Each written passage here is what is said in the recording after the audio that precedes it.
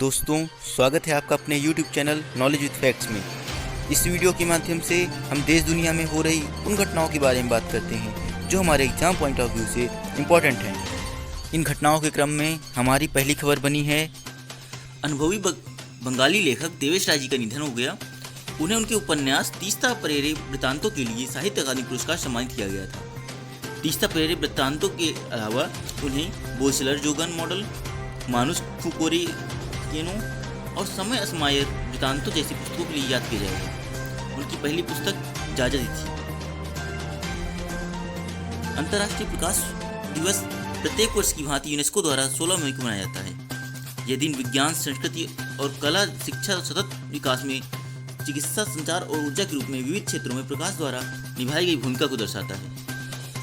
यह भौतिक विज्ञानी और इंजीनियर थियोडोर मैमन द्वारा 16 मई 1960 को लेजर के पहले सफल संचालन की वर्षगांठ का प्रतीक है। तो दोस्तों, यहाँ पर एक वर्ड आया है यूनेस्को।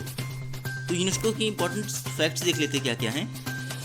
यूनेस्को का फुल फॉर्म होता है United Nations educational, scientific and cultural organisation. इसका काम क्या होता है?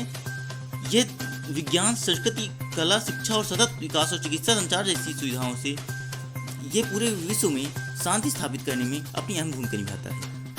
इसका हेडक्वार्टर की बात करें तो इसका हेडक्वार्टर पेरिस, फ्रांस में है। इसके हेड अंडे जुले हैं। ये 16 नवंबर 1945 को इसकी स्थापना हुई थी। इसके पेरेंट ऑर्गेनाइजेशन की बात करें तो United Nations economic and social council है।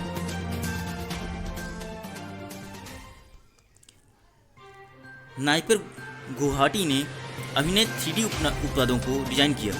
गुवाहाटी के national institute of pharmaceutical education and research NIPER ने कोविड-19 महामारी से लड़ने की मदद के लिए 2 उत्पादों का विकास किया है। पहला उत्पाद एक 3D printed hands free objects है, जिसका उपयोग दरवाजों, खिड़की आदि को खोलने या बंद करने में मदद के लिए किया जा सकता है।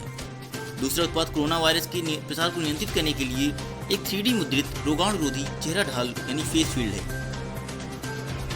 सिक्किम ने अपना राज्य दिवस मनाया 16 मई को प्रत्येक वर्ष की भांति उसे मनाया।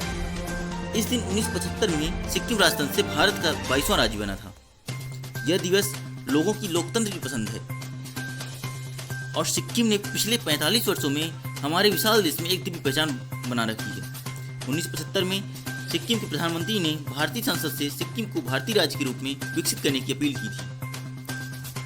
तो दोस्तों, सिक्किम के बारे में कुछ इंपॉर्टेंट फैक्ट्स देख लेते हैं। ये रहा मैप में सिक्किम। ये भारत में शामिल हुआ था 16 मई 1975 को। इसकी कैपिटल गंगटोक है। लार्जेस्ट सिटी की बात करें तो वो ही गंगटोक है। 4 डिस्ट्रिक्ट्स हैं इसमें। गवर्नर की बात करें तो गंगा प्रसाद है। चीफ मिनिस्टर प्रेम सिंह तमांग है। लेजिस्लेचर की बात करें तो यूनिकैमरल है। 32 सीट्स हैं यहाँ पर। पार्लियामेंट कंसल्टेंसी की बात करें तो लोकसभा की सीटें 1 है, राज्यसभा की सीट 1 है। हाई कोर्ट इसका सिक्किम हाई कोर्ट लगता है। अनिसुज्जमान का ढाका में निधन हो गया। प्रख्यात साहित्यकार, शिक्षाविद और प्रोफेसर अनिसुज्जान का मई 2020 में ढाका में निधन हो गया। वे बांग्ला भाषा और साहित्य के क्षेत्र में महान योगदान देने वाले बांग्लादेश के प्रतिष्ठित विद्वान और अग्रणी बुद्धिजीवी थे। प्रोफेसर अनिसुज्जामान एक मुक्त संग्रामी सेनानी थे। उन्होंने पाकिस्तान के खिलाफ भाषा आंदोलन में भी भाग लिया था। तो दोस्तों, ये रहा मैप में बांग्लादेश। इसकी कैपिटल ढाका है। ऑफिशियल लैंग्वेज जो है इसकी बंगाली है। प्रेसिडेंट अब्दुल हामिद है। प्राइम मिनिस्टर शेख हसीना है। हाउस स्पीकर की बात करें तो सीरिन चौधरी हैं। चीफ जस्टिस की बात करें तो सैयद मोहम्मद हुसैन है। इसकी जो संसद है वो जातीय संसद के नाम से जानी जाती है। इसकी आज़ादी पाकिस्तान से 26 मार्च 1971 को भारत के द्वारा कराई गई थी और इसने अपना संविधान 16 दिसंबर 1971 को लागू कर दिया। स्लोवेनिया कोरोना वायरस की समाप्ति घोषणा करने वाला पहला यूरोपीय देश बना है, जिसने देश में कोरोना वायरस महामारी का अंत करने की घोषणा की है। कोविड-19 प्रसार नियंत्रण में है और अब असाधारण स्वास्थ्य उपायों की आवश्यकता नहीं है। यूरोपीय संघ के निवासी पूर्व निर्धारित चौकियों पर ऑस्ट्रिया, इटली और हंगरी से स्लोवेनिया में जाने के लिए स्वतंत्र हैं। तो दोस्तों, ये रहा मैप में स्लोवेनिया। इसकी राजधानी जुब्लजाना है, मुद्रा यूरो, राष्ट्रपति बोरुत पहोर हैं। आधिकारिक भाषा की बात करें तो स्लोवेनी भाषा है। दुबई हेल्थ अथॉरिटी ने मोबाइल यूनिट लॉन्च किया। दुबई हेल्थ अथॉरिटी DHA ने घनी आबादी वाले क्षेत्र, विशेष रूप से श्रम शिविरों में कोविड-19 के परीक्षण के लिए एक अत्यधिक परिष्कृत मोबाइल इकाई शुरू की है। ये आंतरिक और बाहरी अलगाव और नसबंदी प्रणालियों से सुसज्जित है। पहल को नेशनल फाइटिंग मैन्युफैक्चरिंग कंपनी नाफ्को और शील्ड मी के सहयोग से लागू किया गया था। भारत को वेंटिलेटर दान करने में अमेरिका ने अपनी भूमिका निभाई। संयुक्त राज्य के राष्ट्रपति डोनाल्ड ट्रंप ने घोषणा की है कि अमेरिका भारत को वेंटिलेटर दान करेगा।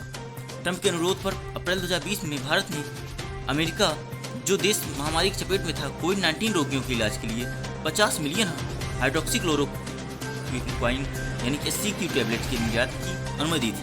उन्होंने कहा एक कोविड-19 वैक्सीन संभवतः 2020 के अंत तक उपलब्ध होगी। तो ये रहा दोस्तों मैप में USA। प्रेसिडेंट इसके हैं डोनाल्ड ट्रंप। इसका जो मोटो है वो है इन गॉड वी ट्रस्ट, यानी भगवान में हमारा भरोसा। इसके जो वाइस प्रेसिडेंट हैं माइक पोम्पियो हैं, हाउस स्पीकर नैन्सी पेलोसी हैं, चीफ जस्टिस जॉन रॉबर्ट्स हैं और इसकी जो संसद है वो कांग्रेस के नाम से जानी जाती है। अपर हाउस सेनेट कहलाती है, lower house house of representatives कहलाती है। जिस प्रकार भारत में अपर हाउस को राज्यसभा और लोअर हाउस को लोकसभा कहते हैं, ठीक उसी प्रकार यहाँ अपर हाउस को सीनेट और लोअर हाउस को हाउस ऑफ रिप्रेजेंटेटिव्स बोलते हैं।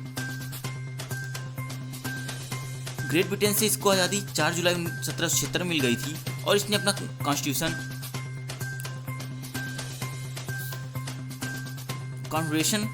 1 मार्च 1781 में किया था।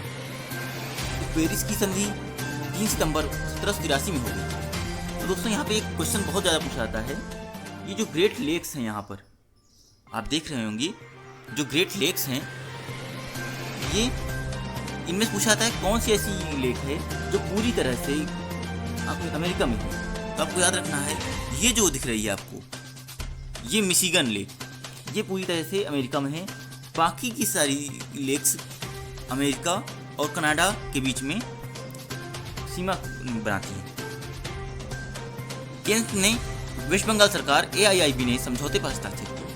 भारत सरकार, पश्चिम बंगाल सरकार और Asian infrastructure investment bank AIIB ने 145 मिलियन डॉलर की परियोजना के लिए ऋण समझौते पर हस्ताक्षर किए हैं।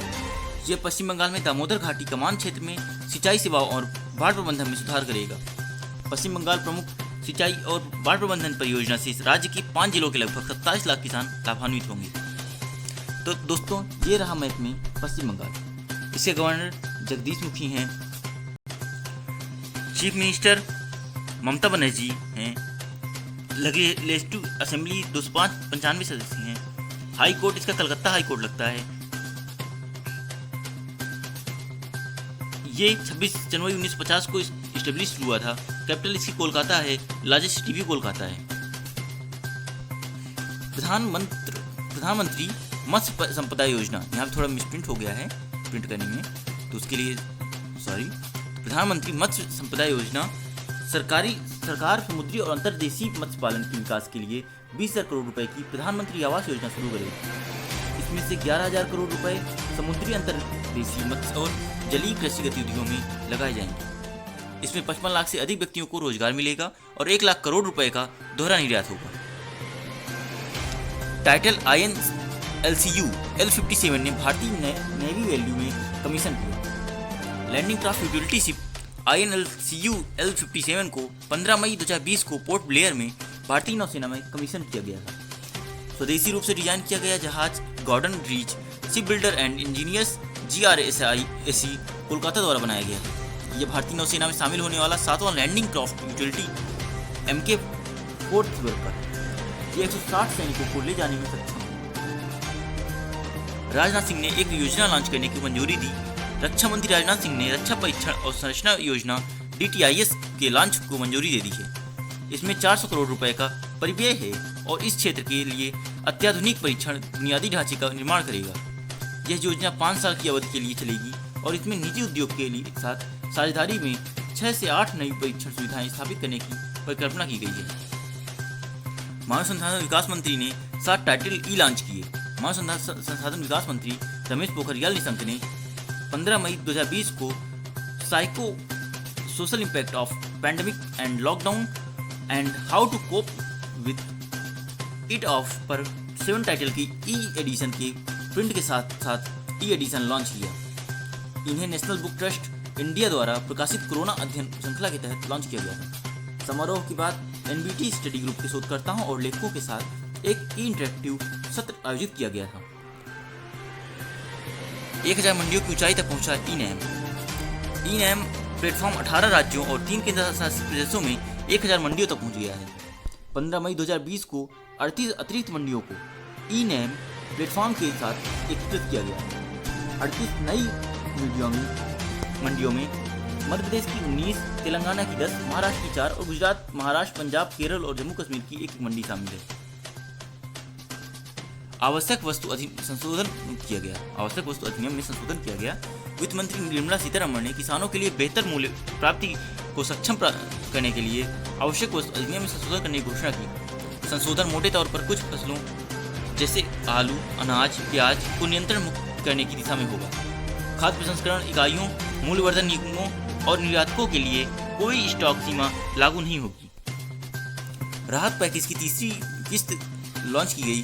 15 मई 2020 को सरकार ने मेगा राहत पैकेज की तीसरी किस्त में किसानों के लिए फार्म गेट बुनियादी ढांचे को मजबूत करने के लिए 1 लाख करोड़ की घोषणा की। सूक्ष्म भोजन उद्योग के लिए 10,000 करोड़ रुपए का फंड अलग से बनाया गया है, जिसमें राज्यभर उपज को बढ़ावा देने के लिए क्लस्टर आधारित दृष्टिकोण है। Vocal for local with global outreach month को बढ़ावा देने के लिए एक क्लस्टर आधारित दृष्टिकोण की भी घोषणा की गई थी। आईसीजी नाव सचेत कमीशन। रक्षा मंत्री राजनाथ सिंह ने 15 मई 2020 को गोवा में इंडियन कोस्ट गार्ड शिप यानी कि आईसीजीएस सचेत और 2 interceptor now C450 and C451 commission की। इंडियन कोस्ट गार्ड शिप सचेत 5 अपतटीय गश्ती जहाजों OPV की श्रृंखला में पहला है। इसे गोवा शिपयार्ड लिमिटेड द्वारा स्वदेशी रूप से डिजाइन द्वारा और निर्मित किया गया है और इसे अत्याधुनिक नेविगेशन और संचार उपकरणों से सुरक्षित किया गया है। अर्जुन मुंडा ने गोल कार्यक्रम लॉन्च किया। जनजातीय मामलों के मंत्री अर्जुन मुंडा ने फेसबुक के साथ साझेदारी में गोल यानी कि गोइंग ऑनलाइन एंड लीडर्स कार्यक्रम लॉन्च किया है। गोल कार्यक्रम डिजिटल मोड के माध्यम से आदिवासी युवाओं को मेंटरशिप प्रदान करने के लिए बनाया गया है। डिजिटल रूप से सक्षम कार्यक्रम आदिवासी युवाओं की छिपी हुई प्रतिभा का पता लगाने के लिए एक उत्प्रेरक के रूप में कार्य करने की परिकल्पना है, जो उनके व्यक्तिगत विकास में मदद करेगा। चावल निर्यात संवर्धन हेतु निकाय की स्थापना की गई। कृषि प्रसंस्करण खाद्य पदार्थ निर्यात संवर्धन विकास प्राधिकरण अपेडा के तत्वाधान में केंद्र एक नया निकाय rice export promotion forum REPF ने स्थापित किया है। REPF उत्पादन और निर्यात से संबंधित विकास की निगरानी, पहचान और पूर्वानुमान करेगा और आवश्यक नीतिगत उपायों की सिफारिश करेगा। भारत की कृषि निर्यात टोकरी में चावल सबसे बड़ी वस्तु है। बभनी चरण पटनायक का निधन हो गया। प्रसिद्ध स्वतंत्रता सेनानी, गांधीवादी और पूर्व राज्यसभा सदस्य बभनी चरण पटनायक का मई 2020 में निधन हो गया। वह भारत छोड़ो आंदोलन में शामिल हुए थे और 3.5 साल जेल में बिताए। वह आज़ादी के बाद कांग्रेस में शामिल हो गए। वह उड़ीसा प्रदेश कांग्रेस समिति के सचिव भी थे। 1961, 66 और 78 में 3 बार राज्यसभा के लिए भी चुने गए थे।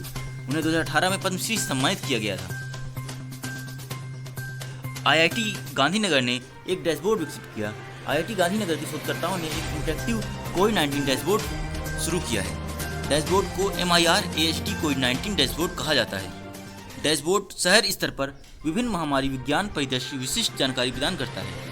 इसका उद्देश्य सामुदायिक संक्रमण को रोकने के लिए अनुकूलित परीक्षण प्रयासों और लॉकडाउन के बाद संचालन में विभिन्न हितधारकों की मदद करना है। एप्पल ने नेक्स्ट VR को $100 मिलियन में खरीदा। एप्पल ने $100 मिलियन में virtual reality startup next VR का अधिग्रहण कर लिया। 2020 में एप्पल द्वारा यह तीसरा अधिग्रहण होगा। इसने 2020 में वॉइस टेक्नोलॉजी स्टार्टअप वॉइस और वेदर ऐप डॉग स्काई को खरीदा था। नेक्स्ट VR के अधिग्रहण से एप्पल के VR और AR हेडसेट के विकास में मदद मिलेगी। नेक्स्ट VR पहले से ही फेसबुक, सोनी, ओकुलस और लेनोवो की कई मौजूदा VR हेडसेट को सामग्री की आपूर्ति करता है। कैपलर टेक्नोलॉजीज और INCREFF के बीच समझौता हुआ। कैपलर टेक्नोलॉजीज और INCREFF ने एक रणनीतिक साझेदारी में प्रवेश किया है।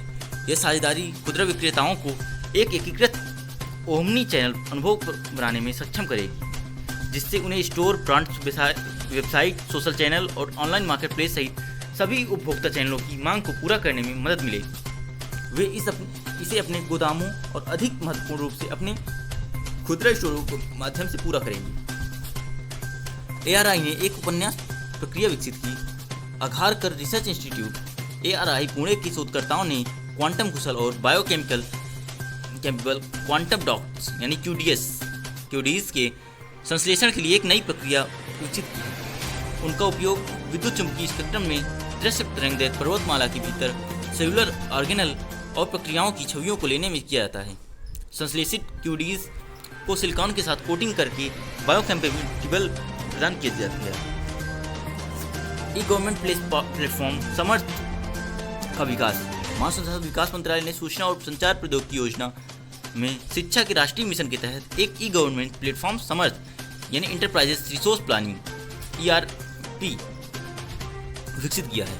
ERP समर्थ विश्वविद्यालयों और उच्च शैक्षणिक संस्थानों के लिए एक open standard, open source architecture है, सुरक्षित मापनी और विकास प्रक्रिया ऑटोमेशन इंजन है। तो दोस्तों, अगर ये वीडियो आपको पसंद आई हो और हमारा दिया हुआ कंटेंट आज को पसंद आया हो तो प्लीज़ वीडियो को लाइक करें, चैनल को सब्सक्राइब करें और कमेंट सेक्शन में ये जरूर बताएं कि आज के द्वारा एक नए प्रकार से रिप्रेजेंट करने का आपको ये तरीका कैसा लगा। इसको कमेंट सेक्शन में बताना न भूलिएगा।